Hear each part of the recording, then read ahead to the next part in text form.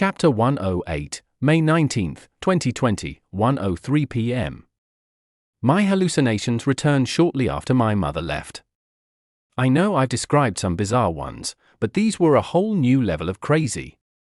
The first hallucination was of a man getting his head blown off by a shotgun, Fallout style.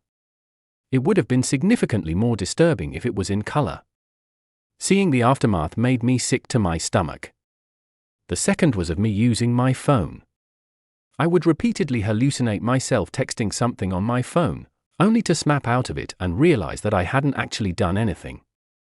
The third was a Reddit post on the wall that mentioned my username in the post title.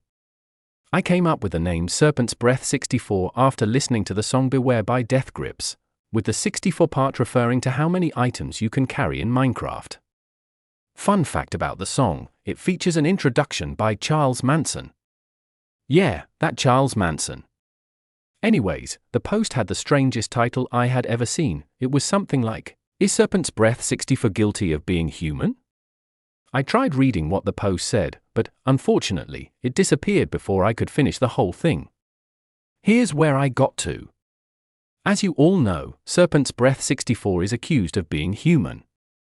Humans are responsible for the majority of the world's problems. Are we going to just let him destroy everything we hold dear?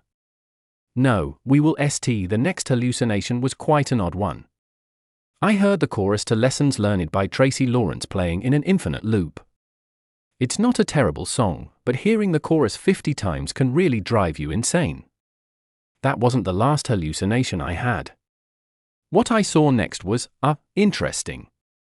I looked at the walls again, and on them, I saw a young blonde girl, most likely in her 20s. We sorta stared at each other for a little while before she winked at me. Then she disappeared, just like that. Imagine for a moment how I felt when I saw a doctor taking notes on the ceiling. He kept looking over at me before writing something down. "Leave me alone," I whispered. For some reason, it drove me stark raving mad seeing him take notes. It was as if he was looking over every mistake that I had ever made. He ignored my request and instead wrote some more nonsense down before disappearing into thin air. The subsequent 2 hallucinations were the most terrifying I had ever experienced. The first one was of my feet turning rotten and gangrenous as if I were some sort of zombie. I saw all of my toes fall off and nearly screamed because, for a moment, I forgot that all of this was a delusion. You have no idea just how realistic they were. You wouldn't be able to tell them apart from real life, I'm dead serious. The second was even more horrifying. I hallucinated that I was holding a digital clock, and when I looked at the time, it read 6 hours 66 minutes. As soon as I read it, I was filled with an immense sense of dread, and my bed came alive. What I mean by that is that it started rolling around the room like it was a gurney. I started deluding that it would drag me down to hell and prayed for God to save me from what was happening. Eventually, the bed calmed down, and I took a nap to escape my nightmarish hallucinations.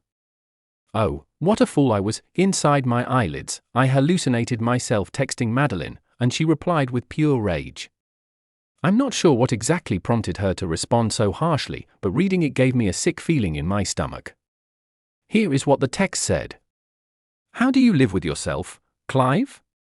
Have you seen how much damage you've caused? You're trying to save people, but you only make their lives worse. Why can't you be normal? You only ever do things when you gain something from it, you only care about yourself." After that, I thankfully stopped getting hallucinations, which meant that I could finally nap in peace. I tossed and turned about 1,000 times before relaxing enough to fall asleep. Then the strangest thing happened. I had a dream about Maynard.